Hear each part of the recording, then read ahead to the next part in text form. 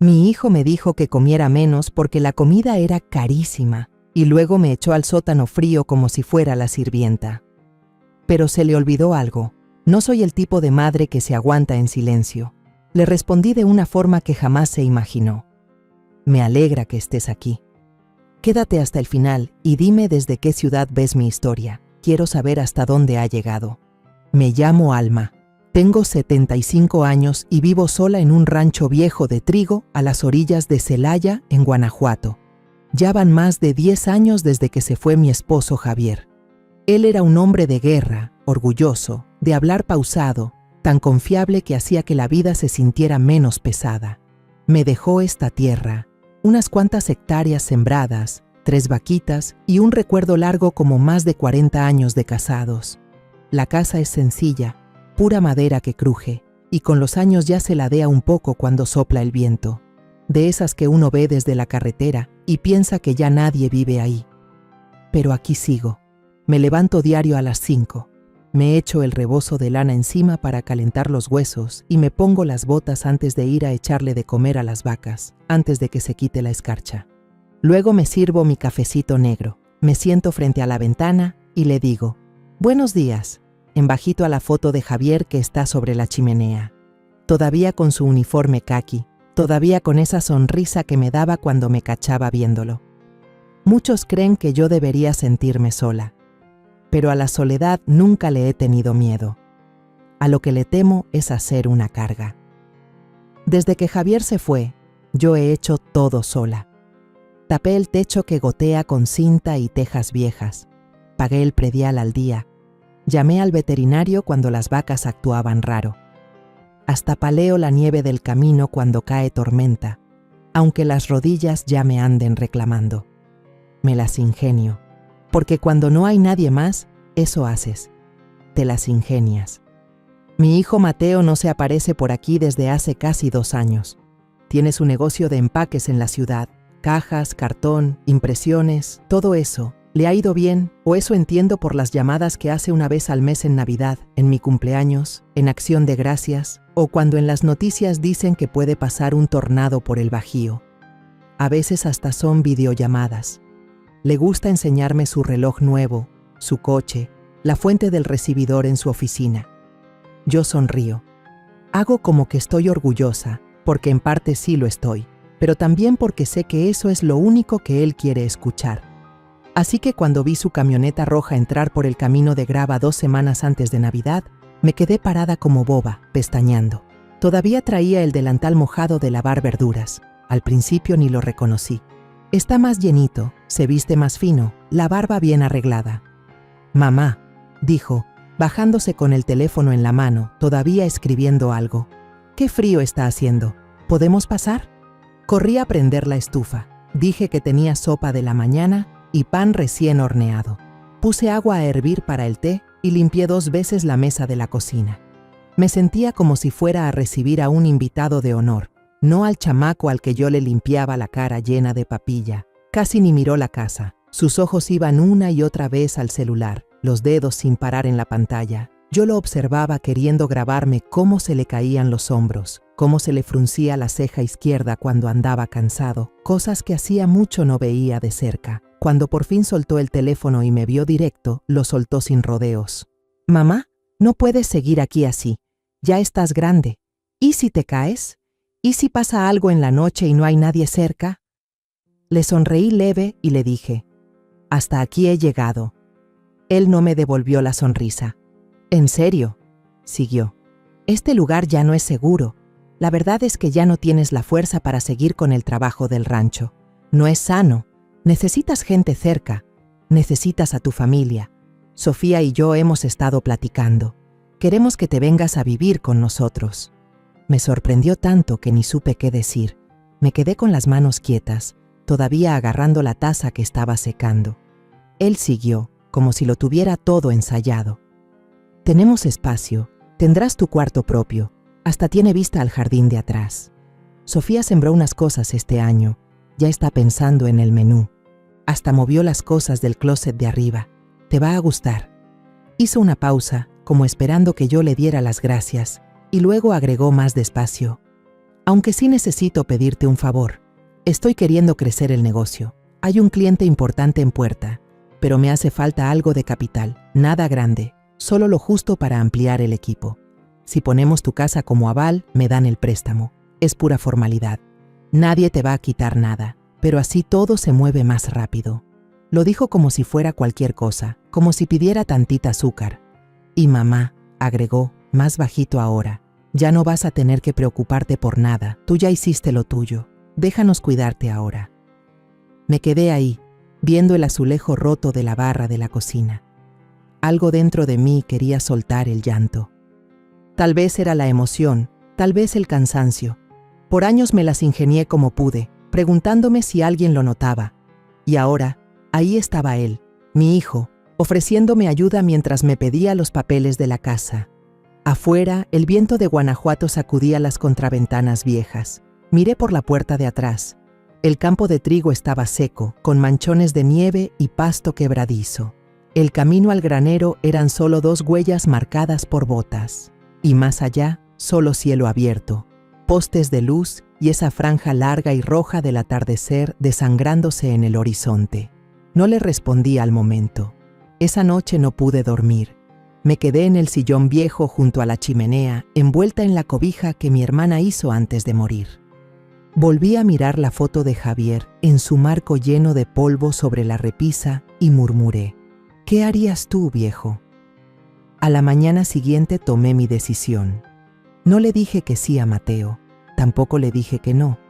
Simplemente empecé a empacar lo que de verdad tenía valor. Una foto amarilla del día de nuestra boda, doblada de tanto cargarla en el bolsillo. Una camisa de Javier, suavizada por los años, que todavía olía a tabaco y pino. Y mi cuaderno de recetas escrito a mano, con manchas de mantequilla de manzana y azúcar con canela. El mismo que usaba cada otoño cuando los árboles cambiaban de color y horneaba país para intercambiarlos con los vecinos por frascos de pepinillos y huevos recién puestos. Caminé hasta la cerca y saludé con la mano a la vieja doña Elvira del otro lado del campo. Ella entrecerró los ojos tras la malla de su puerta, levantó una taza hacia mí y gritó: ¿nos dejas, Alma? Solo por un rato, contesté. No preguntó más.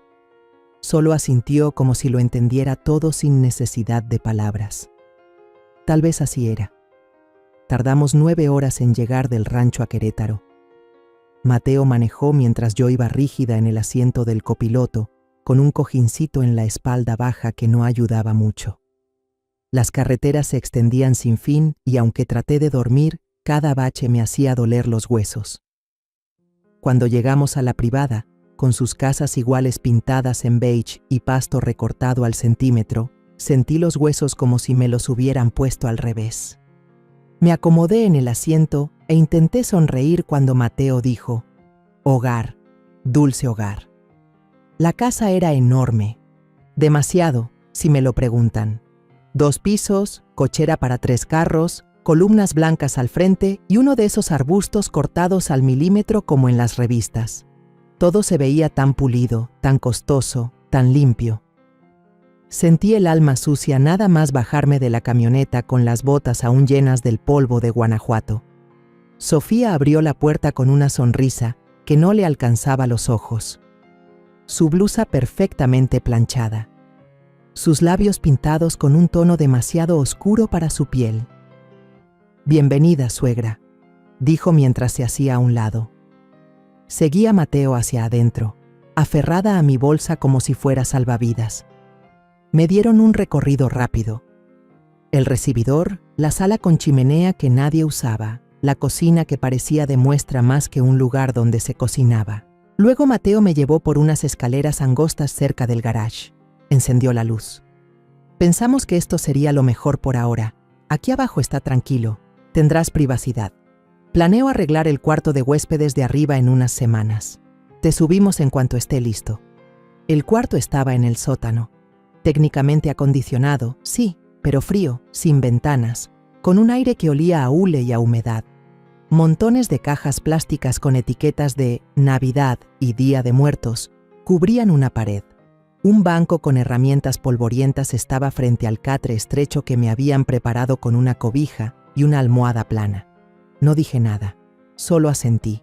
Me dolía demasiado la espalda como para discutir y no tenía otro lugar a donde ir. Pasé la primera tarde acomodando mis cosas, limpiando con la manga del suéter, poniendo mis artículos de aseo y colocando la foto de Javier sobre la caja de madera que haría de mesa de noche. No importaba lo apretado o oscuro del lugar. Mientras él estuviera ahí, sonriendo en esa foto vieja, era suficiente para sentir que estaba en casa. Al menos eso fue lo que me dije. Sofía preparó la cena esa noche, lasaña con brócoli al vapor, servidos en platos de porcelana blanca con filo dorado. «Espero que tengas hambre», dijo, mientras ponía el plato frente a mí. La tenía. No había probado bocado desde el desayuno. Pero justo cuando estaba por masticar el primer pedazo, soltó. «Estoy tan contenta de que estés aquí, que hacía falta ayuda en la casa, que con Lucía en la guardería solo medio tiempo se complicaba tener todo en orden». Al día siguiente me entregó un horario impreso con mi nombre en la parte de arriba, en negritas. La rutina diaria de la abuela. Seguro lo armó en la oficina, con viñetas y colores resaltados. De lunes a viernes tenía que hacer el desayuno a las 6:30 de la mañana, empacar las loncheras antes de las 7, ayudar a vestir a Lucía, barrer la cocina, limpiar las superficies, separar el reciclaje, poner la lavadora, doblar la ropa antes del mediodía y dejar listos los ingredientes para la cena a las 4 de la tarde. Nosotros nos encargamos de los fines de semana, por supuesto, dijo tomando su latte con leche de almendras. Solo queremos que te sientas útil. Sé que odias estar sin hacer nada. Útil. Esa fue la palabra que usó, como si fuera una licuadora. Como si lo único que me diera valor fuera servir para algo. Al principio no dije nada. Me convencí de que era solo mientras me acostumbraba. No quería parecer malagradecida. Seguí el horario. Intenté ser útil. Pero en una semana todo cambió. Ya no lo pedían. Se asumía. Si me saltaba algo, Sofía soltaba un comentario ácido o miraba a Mateo como si él tuviera que corregirme. Nunca lo hizo. «No uses agua caliente en esa blusa, es de seda», me soltó una tarde mientras ponía la lavadora. «Ya está manchada», dije. «Ese no es el punto», contestó seca. Me disculpé, en voz alta, pero por dentro sentí algo apretarse en el pecho. Mateo siempre fuera. Salía a las 7, volvía a las 8, a veces más. Besaba la mejilla de Sofía, le preguntaba a Lucía por la escuela, contaba algo de una junta que salió mal o de un cliente nuevo. Casi no me miraba. No de la forma que importa. Yo ahí sentada en la mesa, comiendo lo que yo misma había cocinado, asintiendo, sonriendo cuando tocaba. Me volví parte del fondo, algo más que llenaba la casa pero que no tenía voz. Una noche, se me cayó una botella de detergente en el cuarto de lavado. Se me resbaló, pegó contra el suelo y el líquido azul se regó por todos lados. Sofía entró apurada, los tacones retumbando, los ojos bien abiertos. «¿Qué estás haciendo, mamá? Esa cosa no es barata». Me quedé ahí, congelada, con un trapo en la mano. «Lo siento», dije, agachándome a limpiar mientras las rodillas se quejaban. Ella no ayudó. Solo cruzó los brazos y me miró como si fuera una niña que rompió algo. Mateo entró, vio todo y sin decir nada fue por un vaso de agua y se subió de nuevo. Eso dolió más de lo que quiero aceptar. Esa noche volví a escribir, en un cuaderno chiquito que escondía en la caja que usaba como buró. Solo pensamientos, solo líneas, solo para sentir que todavía tenía voz. Soy una invitada en la casa de mi propio hijo. Creo que solo me quieren aquí cuando soy útil, cuando no me tiemblan las manos, cuando todavía tengo fuerza en la espalda. ¿Qué pasará cuando ya no la tenga? ¿Qué pasará cuando ya no sea conveniente? Extrañaba mi casa, no solo el espacio, aunque Dios sabe que también lo extrañaba. El susurro del trigo con el viento, el chirrido de la puerta del granero, las vacas mugiendo cuando salía con el balde de comida. Extrañaba hablar sin sentir que me estaban evaluando. Extrañaba caminar descalza por el patio sin que nadie me viera. Extrañaba platicar con Canela, la vaca café con la manchita en la nariz. Ella escuchaba mejor que Sofía y era más cariñosa también. A veces le contaba cosas mientras tendía la ropa, mis sueños, mis penas, los libros que antes leía. Ella parpadeaba despacio y masticaba como si entendiera todo. Una mañana me desperté antes que los demás. El sótano estaba helado. Las articulaciones me dolían al sentarme. Me puse el suéter que no lavaba desde hacía semanas por no aguantar otra crítica de Sofía. Preparé café en silencio, cuidando no hacer ruido, y me senté en la cocina mirando el amanecer a través de las puertas de vidrio. Toda esa luz entrando, tocándolo todo, menos a mí. Me quedé ahí, pensando en lo fácil que era volverse invisible en una casa llena de gente. Esa mañana no pude ni levantarme. Lo intenté. Pasé las piernas por el borde del colchón, puse los talones sobre el cemento helado. Pero al agacharme para alcanzar las pantuflas, un dolor seco me atravesó la rodilla derecha como un alambre oxidado. Me quedé sentada un buen rato, respirando nada más. El dolor era hondo, de esos que ya se sienten como viejos conocidos, pero ese día venía con filo. La sobé despacio, murmurándole como les murmuraba antes a mis vacas. Vamos, muchacha, no nos desmoronemos todavía. Al final logré pararme, agarrándome del marco metálico del catre. Cada paso hacia las escaleras era como arrastrar un costal lleno de ladrillos amarrado a los pies. Cuando llegué arriba, Sofía ya andaba taconeando por la cocina, echando polvo de proteína en su licuadora. El aire olía a leche de almendra y plátano sintético. Carraspeé. Sofía, creo que necesito ver a un doctor. Me está dando lata la rodilla. Apenas si pude levantarme esta mañana. Ella no levantó la vista. Oh, eso es normal a tu edad. Solo descansa, ya pasará. Me sentiría mejor si me la revisaran. Hay una clínica cerca.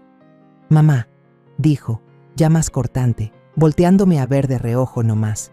Mateo anda tapado de trabajo y yo tengo 3 llamadas con clientes en la mañana. Ahorita no podemos andar perdiendo tiempo en eso.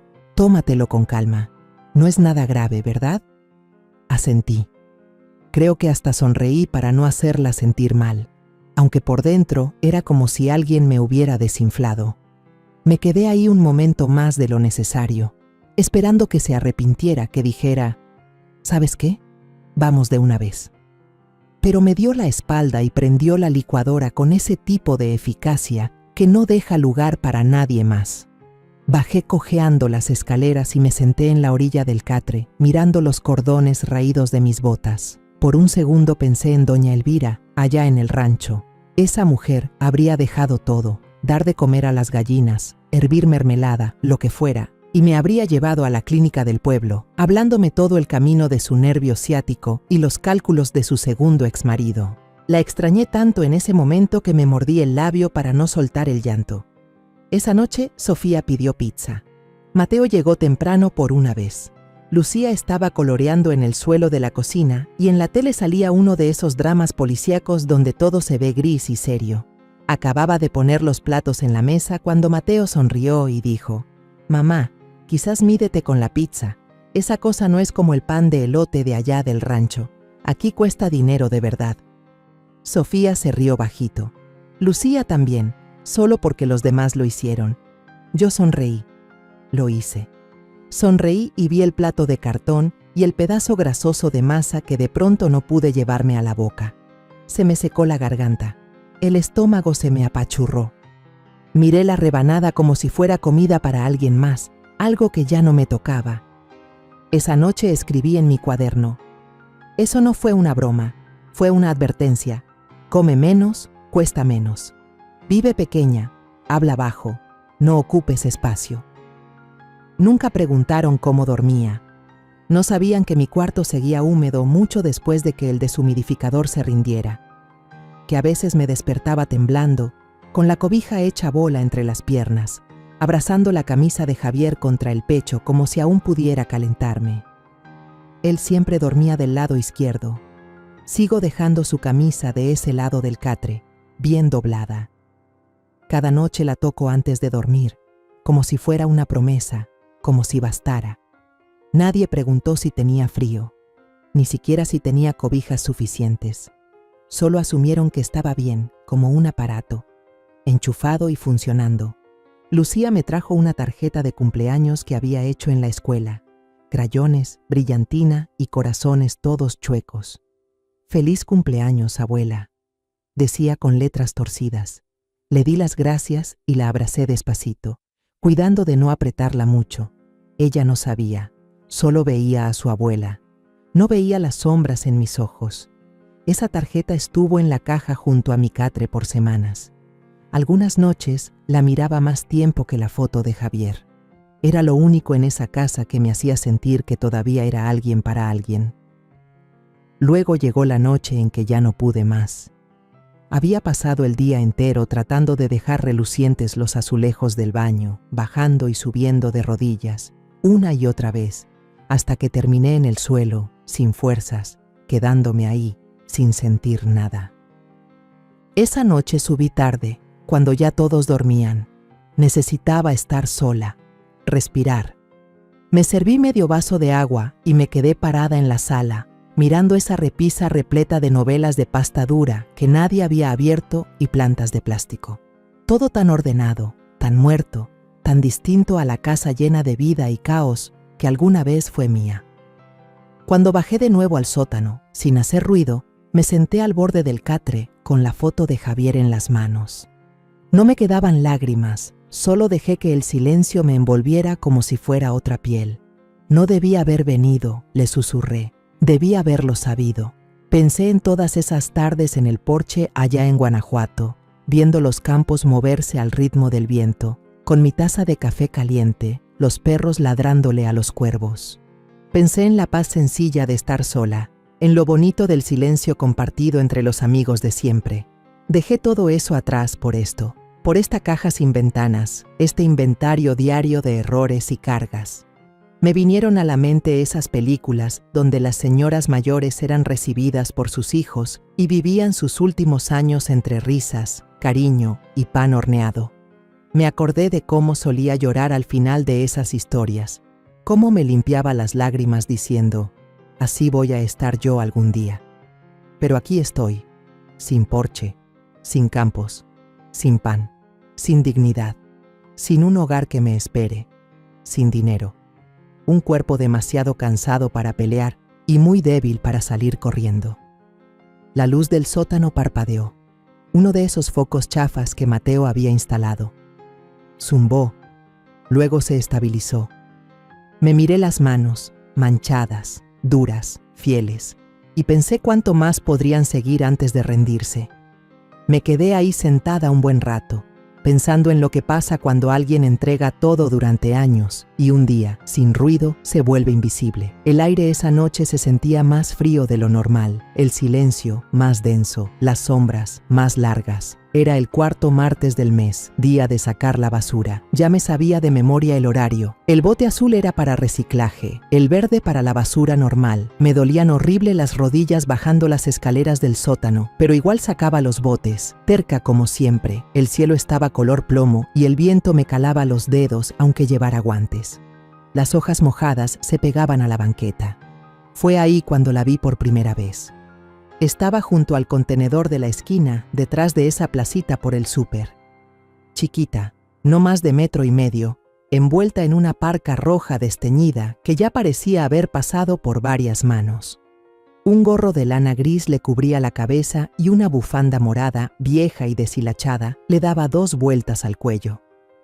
En una mano tenía una bolsa de plástico del súper y en la otra un sándwich envuelto en papel. Se dio cuenta que la estaba viendo y me saludó con la cabeza, apenas. De esos saludos que la gente se da en la ciudad cuando no quiere hablar. No pensaba decir nada, pero las palabras me salieron antes de que lo pensara. Hace frío. Ella volteó hacia mí. Podría ser peor, dijo. Al menos está seco. Lo seco es bueno para las articulaciones. Eso me dio un poco de risa. Díselo a mi rodilla derecha. Ella sonrió, y así nomás, algo se aflojó entre nosotras. Se llamaba Carmen. 76 años, dijo, igual que yo. Vivía en la fila de departamentos de interés social justo pasando la farmacia. 3er piso, sin elevador. Antes vivía con su hijo y su nuera. Lo dijo como si hablara del clima. Ahora trabaja medio turno doblando toallas en la lavandería. Le pagan en efectivo, por fuera. Gasto poco, no hago ruido, pago mi renta a tiempo. Aquí nadie me pide más de lo que puedo. Yo pongo mis reglas. A nadie le importa un comino, si se me olvida sacar el reciclaje o si no les doblo los calcetines como quieren. Me invitó a su casa al día siguiente. Dudé. Tal vez porque crecí con esa idea de no meterse demasiado. Pero la curiosidad me ganó. Su departamento estaba en lo más alto y mis rodillas protestaron todo el camino.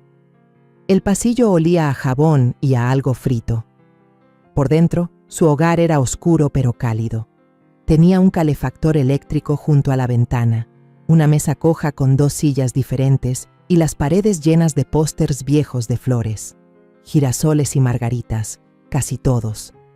Había una colección de tazas de té llenas de polvo en un estante angosto y un sillón gastado con una manta tejida encima. Preparó té de bolsitas baratas de la tienda de a peso y partió un solo paquete de galletas entre las 2. «Cuidado con los dientes en las duras», dijo guiñando el ojo. «Están rancias, pero me gusta que truenen». Platicamos por horas, de nada y de todo. Su esposo había muerto hace 20 años en un hospital. Dijo que olía a cloro y desesperación. Extrañaba sus chistes bobos, cómo dejaba sus herramientas tiradas por el patio y cómo le decía Carmelita nomás para molestarla. Nos reímos hasta que me dolieron las costillas. Nadie me dijo nada por comerme la última galleta.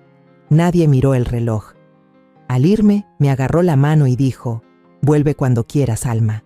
Eres buena compañía». En los días que siguieron, volví. 3, luego 4 veces. Nos contábamos historias como niños intercambiando dulces. Ella sacó álbumes viejos con las esquinas dobladas. Yo le hablé de Javier, las vacas, el porche, los pais. Ella recordaba el olor del heno, aunque nunca vivió cerca de un rancho. Y hoy la invité a venir. Esperé hasta que Mateo y Sofía se fueron al trabajo. La casa estaba en silencio. Solo el tic-tac del reloj en la cocina y el zumbido del refri. Carmen trajo un frasquito de mermelada genérica de durazno como regalo. Revolví unos huevos, tosté pan, corté pepinos y jitomates en un bol con vinagre y pimienta. Comimos despacio, como quien no tiene prisa ni otro lugar a donde ir. Dijo que los huevos estaban perfectos.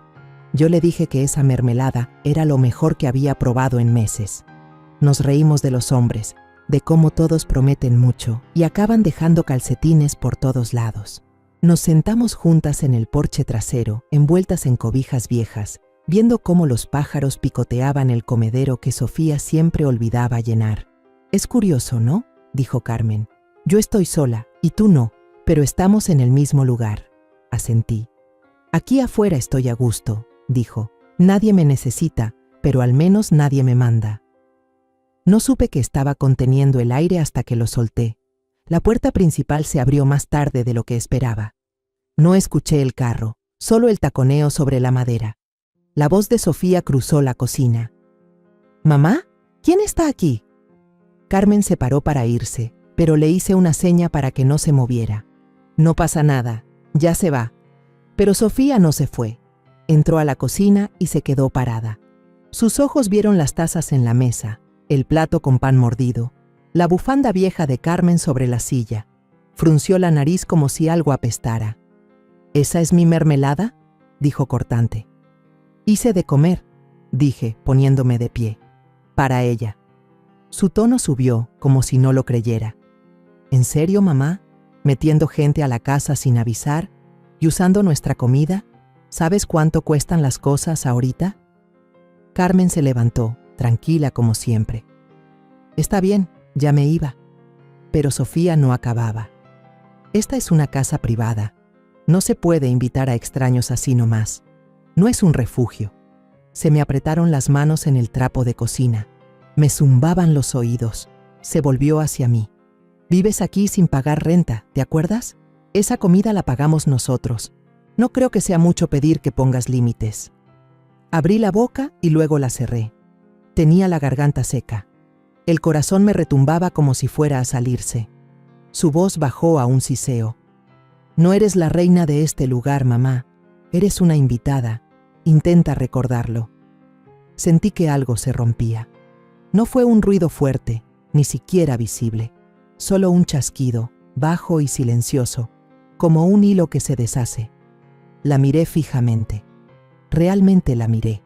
Esta era la mujer que había comido mi comida durante meses, que me había puesto a hacer cosas como si yo fuera su muchacha, que me había visto subir cojeando las escaleras con una canasta llena de ropa mojada, y jamás, ni una sola vez, se había acercado a ayudar. Ahora me veía como si yo fuera la que no pertenecía aquí. Ya me habían quitado mi casa, mi terreno, mi libertad. Y ahora me hablaban como a una mocosa a la que agarraron tomando en la cochera. Cerré la mandíbula, cerré la mano. No entiendo cómo no se me fue la mano. Quise hacerlo, que Dios me perdone, pero quise hacerlo. Pero los brazos no se movieron, la voz no me salió. Miré el piso, con pena, no por ella, sino por mí. Alma, la que remendaba alambre de púas en medio de la nevada, la que asistía a partos de becerros en la oscuridad, la que no se quebró con ninguna de las broncas que le aventó la vida, ahora callada frente a una mujer que no se había ganado ni una sola cicatriz. Estaba molesta, no solo con ella, también conmigo. La mañana después de que Carmen se fue, el ambiente en la casa cambió. No era que estuviera lleno de gritos o pleitos, era otra cosa. Ese frío que se siente antes de que reviente la tormenta. Sofía no habló casi nada en el desayuno. Solo le dio el licuado a Mateo, le besó la cabeza a Lucía y me dijo, sin verme a los ojos: «Vamos a limpiar el sótano este fin de semana. Necesito el espacio para mi equipo de yoga». Lo dijo como si hablara del clima. Me quedé ahí, con la espátula en la mano, los huevos aún humeando en la sartén. «¿Qué quieres decir?». Mateo levantó la vista de su celular y me habló con ese tono falso que usa con los clientes. «Es temporal, mamá. Solo unas pocas semanas. Estarás bien en el cuartito de la bodega, junto al garage. Hay bastante espacio una vez que movamos las cajas de Navidad». Las palabras salieron suaves, como si ya las hubieran practicado, como si lo hubieran decidido entre ellos. Abrí la boca para decir algo, ¿pero qué iba a decir? No, quiero mi sótano de regreso, que era mío ya. Pasé esa tarde acomodando el rincón que me dejaron junto al calentador. El colchón era de esos que compras en línea, aún olía un poco a plástico. No tenía calefacción, ni alfombra, ni paredes de verdad, solo unos estantes con tiliches y unas bicicletas arrimadas a cajas. Cuando llovió esa noche, escuché las gotas golpear la lámina del techo como si cayeran clavos en una caja cerrada. Me enredé con la camisa de Javier y traté de no tiritar. A la mañana siguiente tenía la garganta hecha polvo. Una tos seca me raspaba el pecho como si tuviera alambre adentro. Las coyunturas me dolían más que de costumbre. Aún así, me levanté antes que el sol, me arrastré a la cocina, freí huevos, preparé la lonchera de Lucía. Me puse 2 suéteres y una bufanda antes de llevarla a la escuela. Ella hablaba del concurso de ortografía y de las clases de música mientras yo trataba de no respirar fuerte. Nadie preguntó cómo me sentía. Sofía me miró esa tarde mientras limpiaba la barra y dijo: «Si estás enferma, aléjate del cuarto de Lucía. No quiero que se contagie de nada. Quédate en tu espacio, por favor». Ni esperó respuesta. Se regresó directo a su computadora. Me quedé ahí, con los trapos mojados en la mano, preguntándome si así era como una dejaba de ser persona. No de golpe, sino por partes. Humillaciones chiquitas que se van sumando hasta que ya no quedas tú, solo una figura, una sombra. Me acordé del rancho en invierno, cuando tenía que abrirme camino en la nieve solo para llegar al granero. Incluso con el viento cortándome la cara, yo tenía un propósito, un lugar. Ahora ni cuarto con puerta tenía. Esa noche me senté en una tina de plástico marcada como cosas viejas de Halloween y saqué mi cuaderno de debajo de la sudadera doblada que usaba como almohada. La mano me temblaba al escribir. Ya no soy yo misma. Me he convertido en otra cosa. Un fantasma en una casa que ayudé a apagar, respirando el aire como un ladrón, caminando de puntitas para que nadie me oiga. Hice una pausa y luego marqué con el dedo la línea. Necesito irme, para volver a respirar como una persona. No fue una gran revelación ni una escena de película. Fue apenas un suspiro, silencioso, firme, esperado por demasiado tiempo. No me sentí valiente. Me sentí cansada. Como esos zapatos viejos que por fin se abren por la suela porque ya no aguantan más peso. Esperé hasta que la casa se quedó callada. Mateo roncaba bajito arriba. Siempre le pasaba cuando tomaba vino. El ventilador del baño de Sofía zumbaba como un insecto antes de apagarse. Me puse el abrigo, el de lana que había guardado desde Guanajuato, y me até las botas con los dedos fríos. Agarré mi bolsa de tela y metí lo poco que todavía era mío.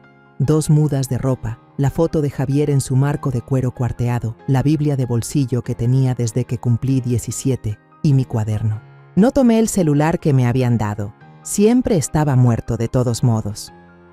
La puerta trasera crujió despacio cuando la abrí. El patio tenía una capa ligera de nieve.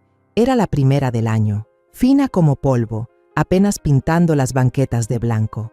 Mi aliento salía en nubecitas mientras me subía la bufanda y pisaba el pasto helado.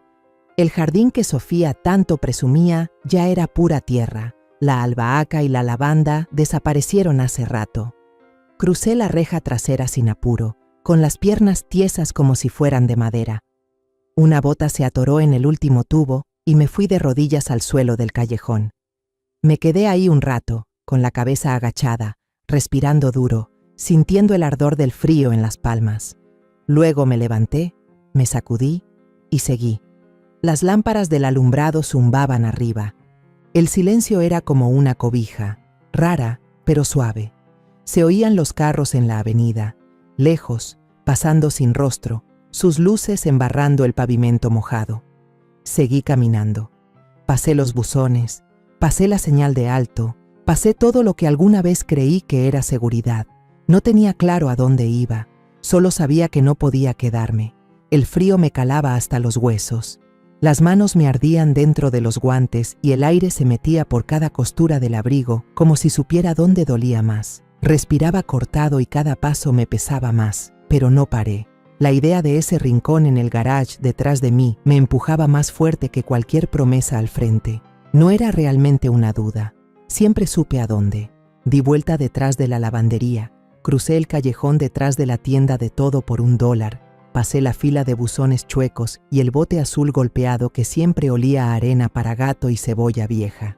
La luz encima de su puerta parpadeó una vez, como diciendo hola. Toqué 2 veces. Carmen abrió, con la bolsa de agua caliente pegada al pecho como si fuera un amuleto.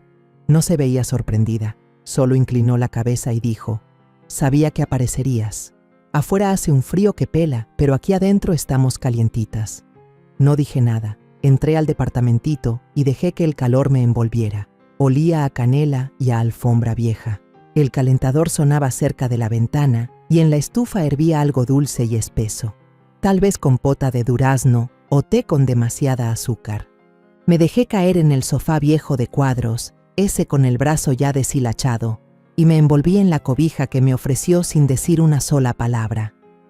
Esa noche lloré.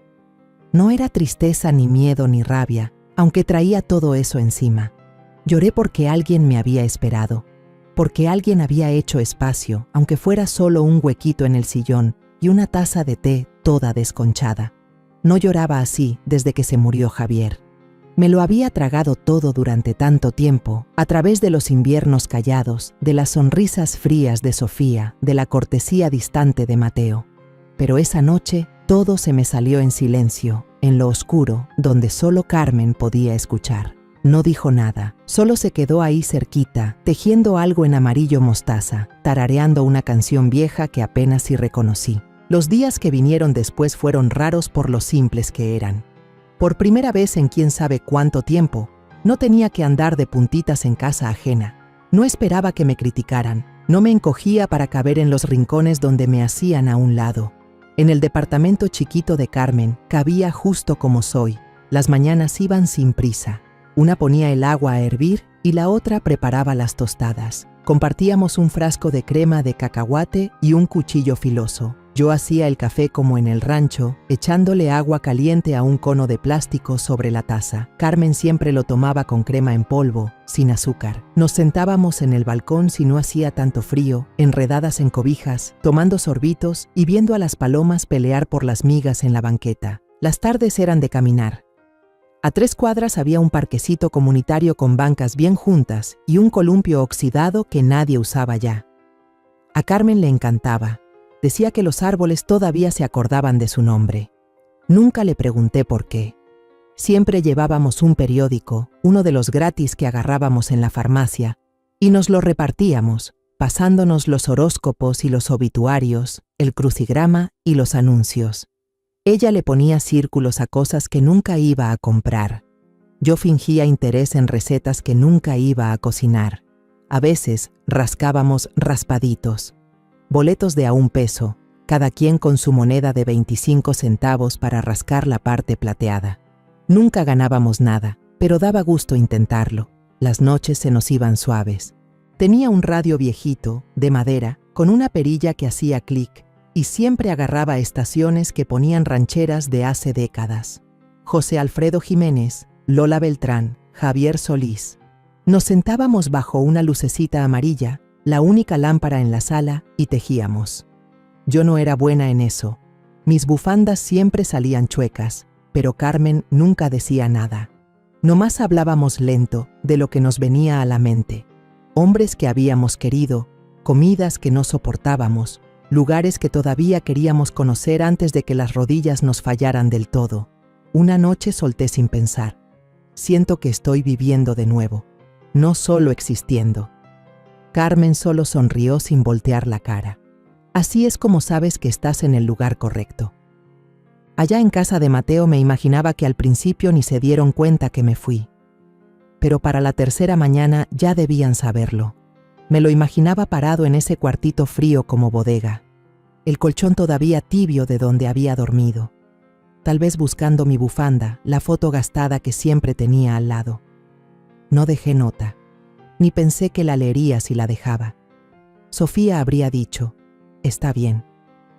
Va a volver cuando le dé suficiente hambre, o cuando tenga frío, no te pongas como si fuera un perrito perdido. Tal vez él pensó igual, tal vez no. Pero sabía que no iba a venir por mí, no ahí, no a mí. Una mañana, Carmen y yo estábamos dando nuestra vuelta por el parque cuando se levantó un aire fuerte, de esos que llegan de pronto. Me agarré la bufanda, pero el cuaderno se me salió del abrigo y cayó al piso, las hojas bailando. Una hoja suelta se voló por la banqueta, moviéndose como pajarito con el ala rota, y aterrizó junto al pie de un muchacho. Estaba sentado en una banca, con una laptop en las piernas, audífonos puestos, capucha bajada hasta la frente. Traía jeans con la rodilla rota y tenis todos sucios de la punta. A su lado, un sándwich a medio comer sobre su envoltura. Tenía crema de cacahuate espesa de un lado. Recogió la hoja, la vio un segundo. Mi letra con vueltas y líneas inclinadas, y se volteó hacia nosotras cuando nos acercamos. «Oiga, señora», dijo, quitándose un audífono. «Creo que esto le pertenece». Asentí, un poco apenada, alargando la mano para tomarla. «Gracias, son solo algunas notas». Él sonrió con esa expresión abierta y tranquila que tienen los jóvenes cuando no les da miedo mirarte directo a los ojos. «Escribes con una letra cursiva bien bonita. La mayoría son puras vueltas», dije. «Cosas para que la cabeza no se me oxide». Él soltó una risa. «Mucho mejor que cualquier cosa que yo haya escrito hoy. Pura cosa de contratos y expedientes. Se te derrite el cerebro». Carmen ladeó la cabeza. «¿Estudias Derecho?» «Tercer año. Estoy en un programa de apoyo legal comunitario. Apenas sobreviviendo a los exámenes finales y a la falta de azúcar». Los tres nos reímos, desconocidos cruzándonos nada más porque el viento quiso. Él me volvió a mirar, con ojos tranquilos. «Si alguna vez necesita algo legal», dijo, señalando más o menos su laptop, «doy consultas gratis los sábados en el centro, allá por la calle 9. En ese momento no le di mucha vuelta, solo otro instante. Otro chavo bueno tratando de hacer lo correcto en este mundo complicado. Me topé con Marcos otra vez al día siguiente en el parque. Mismo banco, con la misma sudadera vieja, comiéndose un sándwich de crema de cacahuate, los dedos llenos de migajas. Carmen iba un poco adelante. Me hizo una seña para que la alcanzara, pero le dije que la veía en 1 minuto. No preguntó nada. Solo me hizo un gesto como si ya supiera que había algo que necesitaba salir. Me senté junto a ese muchacho, con las manos alrededor de mi vaso de papel con café frío, y por primera vez sentí que podía hablar sin sentirme tonta. Al principio, hablé al aire, unos cuantos detalles sueltos, pedazos de recuerdos que a nadie le importan. La casa en Guanajuato siempre olía a pay. La vaca Canela dejó de comer una semana entera cuando se murió Javier. La camisa vieja de él que todavía agarro cada noche como si fuera el peluche de un niño. Marcos escuchó. No interrumpió ni me hizo la cara de lástima que pone la gente cuando finge atención. Solo se quedó allí, viéndome, como si fuera testigo de algo serio. Le conté que confié en mi hijo, que le di todo. La casa, lo único que me quedaba después de 40 años de ser esposa, madre, señora de la casa. Mateo dijo que solo necesitaba ponerla en garantía un tiempo para hacer crecer su negocio. No revisé los papeles con cuidado. Él me dijo, no tienes que preocuparte, mamá, sigue siendo tuya. Y le creí, porque era mi hijo. Luego me mudé con él y su esposa. De mi casita de madera rodeada de trigo, pasé a un sótano húmedo, sin ventanas. Después, me mandaron a un cuarto de bodega junto al garaje. Sin ventanas, sin calentón. Solo cajas de cartón y un foco amarillo. Aún así, me levantaba temprano para hacer el desayuno, trapear, lavar la ropa, llevar a mi nieta a la escuela, como una máquina. Pensé, a lo mejor solo andan ocupados. Luego pensé, igual es porque ya estoy vieja. Pero al final pensé, igual y sí estoy bien mensa. Cuando dije eso, mi voz se quebró tantito. No lloré, ya no tenía lágrimas, pero lo sentí, como un tajo sin sangre ni ruido, solo ese hueco sordo que duele. Marcos no dijo nada por un rato, su cara apretada, como alguien que aguanta el coraje. Cerró su laptop, la puso a un lado en la banca y se volteó hacia mí con los ojos bien clavados. No creo que esta sea una situación simple, señora Alma. Apreté la boca. ¿Cree que estoy loca por confiar en mi propio hijo, verdad? No. Su voz fue firme. Creo que se aprovecharon de usted. Y eso, legalmente, no es solo una canallada, es un delito. No contesté nada. Podría demandar. Las leyes contra el abuso financiero hacia adultos mayores existen justo para protegerla de este tipo de manipulación. Usted no tuvo asesoría legal independiente. Si todo lo que dice es cierto, esto es grave y tiene muchas posibilidades de ganar. Mi corazón empezó a golpear fuerte. ¿Demandar a mi propio hijo? Marcos no se echó para atrás.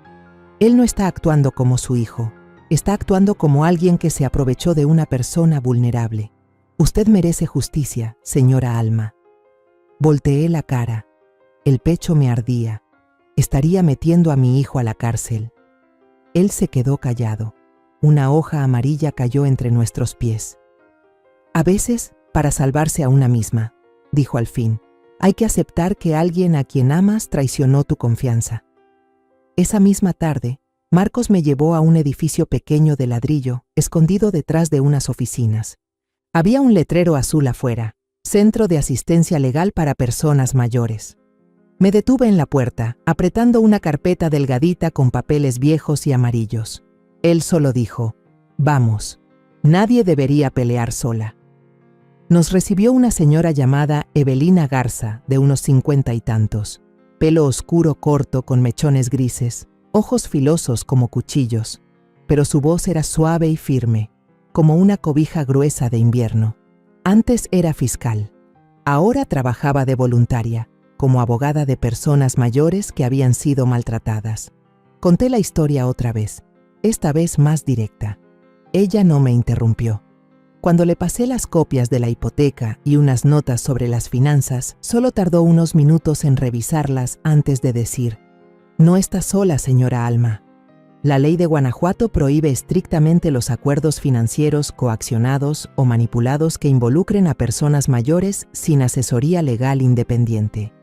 Esta hipoteca puede ser revertida, sin duda alguna, y tiene bases para demandar a Mateo por abuso financiero y maltrato. Miré mis manos, los dedos flacos temblando encima de la taza de té de plástico. Si hago esto, ¿sigo siendo su madre? Ella contestó sin rodeos. Sí, pero una madre que eligió no dejar que su hijo la convirtiera en una víctima. Firmé el poder notarial esa misma tarde. Ella metió la solicitud para anular la hipoteca y abrió un caso civil contra Mateo por abuso de confianza y maltrato emocional hacia su madre. Marcos estuvo detrás de mí todo el rato, callado, pero escuché cómo soltó el aire, como si se le quitara una piedra del pecho. Una semana después, Mateo recibió la citación. Carmen me contó que hizo 23 llamadas en menos de 10 horas. El celular que me dieron seguía guardado en su closet, juntando polvo junto a una aspiradora vieja y una pila de periódicos. Nunca lo volví a tocar, no por miedo, sino porque ya había escuchado suficiente. Sofía dejó un mensaje de voz. Carmen lo puso en altavoz. Su voz sonaba aguda, filosa como cuchillo en plato de barro. ¿De verdad nos estás haciendo esto, mamá? ¿Estás loca? ¿Estás tratando de arruinarnos la vida? ¿Quieres meternos a la cárcel? Nosotros te cuidamos. ¿Ya se te olvidó? Me quedé sentada en silencio. Carmen me agarró la mano. Marcos estaba en el escritorio de al lado, viendo su laptop sin decir palabra. Ya no necesitaba que nadie hablara por mí. No necesitaba disculpas. Solo necesitaba volver a tener mi voz. Y ya la tenía. El juzgado no era nada como me lo imaginaba. No había escaleras de mármol ni banderas ondeando. Solo un edificio bajo del gobierno con paredes beige y pisos de linóleo deslavado que olían un poco a papel viejo y cera para pisos. Me recordaba más a una oficina de trámites que a un lugar donde la vida de alguien podía deshacerse o empezar de nuevo.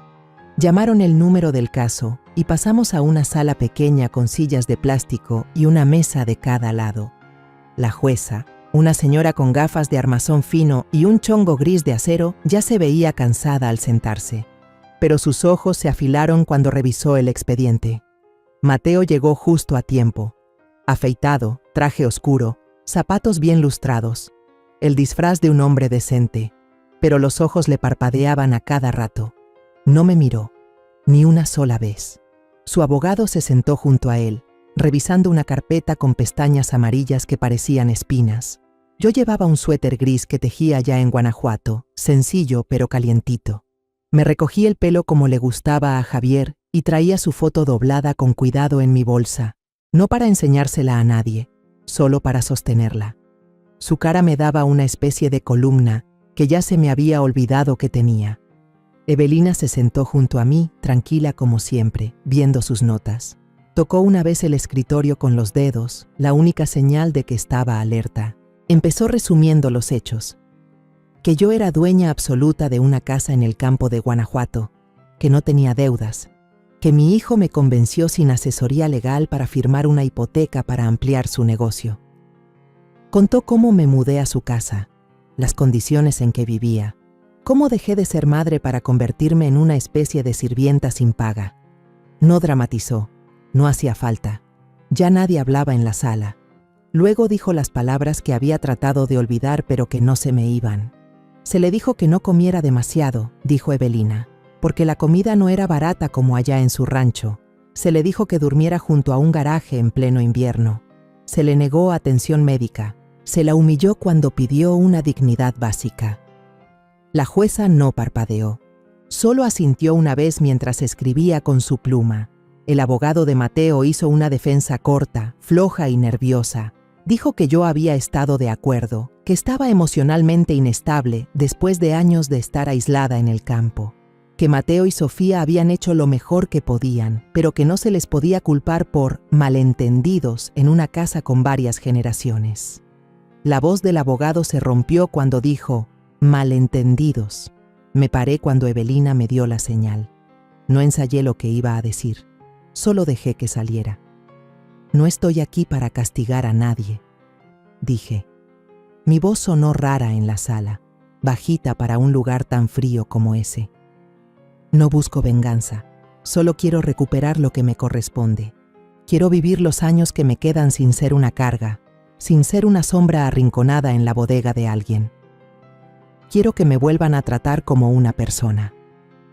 Me senté y el silencio se quedó en el aire. La jueza siguió leyendo un rato. Las palabras legales caían lentas, claras. Código Civil del Estado de Guanajuato. Protección de adultos vulnerables. Violación de las leyes de protección financiera para personas mayores. Invalidez de los acuerdos financieros realizados bajo manipulación sin asesoría legal independiente. Después miró a Mateo, no con coraje, con una especie de tristeza. Considero que el acuerdo hipotecario se realizó bajo coacción, sin la orientación debida, y por lo tanto es nulo.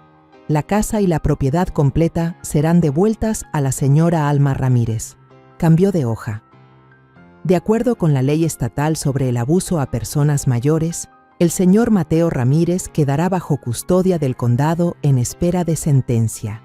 La señora Sofía de Ramírez cumplirá una sentencia suspendida por su participación en el maltrato, con servicio comunitario obligatorio y bajo supervisión, ya que es la cuidadora principal de una menor. Sofía soltó un quejido ahogado. Mateo parecía como si le hubieran vaciado el cuerpo. Por un momento pensé que se levantaría a gritar, pero no lo hizo. Ninguno lo hizo. Bajaron la cabeza.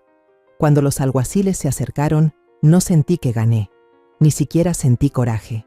Solo una especie de alivio pesado, mudo. No sé si sentían culpa o solo miedo. No sé si algún día lo sentirán. Pero esto era lo que significaba rendir cuentas. Hice lo que una madre tiene que hacer y lo que una mujer debe hacer por sí misma. Se los llevaron sin esposas, en silencio, sin escándalo. Nadie aplaudió, nadie lloró. Después de que se firmaron los papeles y se estrecharon manos, Marcos me llevó de regreso a la casa de Carmen. No dijimos mucho. Creo que los dos traíamos el mismo cansancio. Pasaron las semanas. La casa en Guanajuato volvió a estar a mi nombre. Tomé el camión hacia allá el día que se terminaron los papeles. Carmen vino conmigo, con 2 maletones de lona y un termo lleno de té de manzanilla.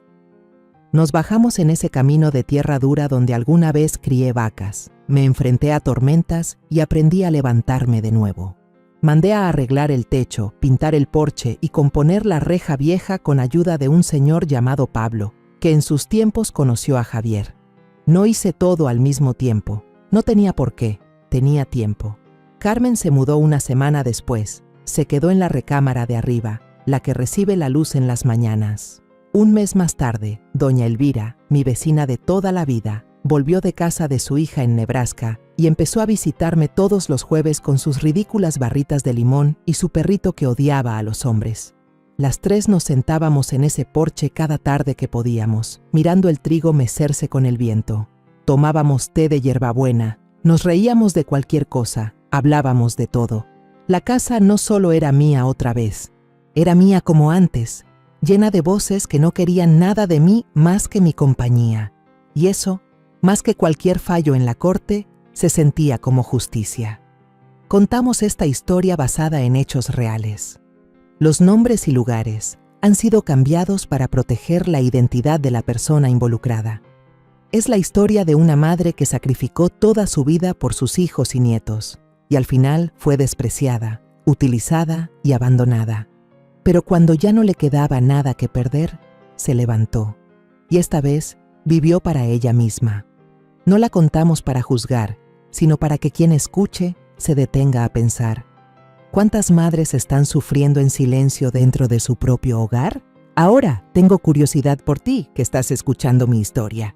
¿Qué harías si estuvieras en mi lugar? ¿Te ha tocado vivir algo parecido? Déjamelo en los comentarios. Mientras tanto, te dejo en la pantalla final otras 2 historias que son favoritas del canal y que sin duda te van a sorprender. Gracias por quedarte hasta aquí.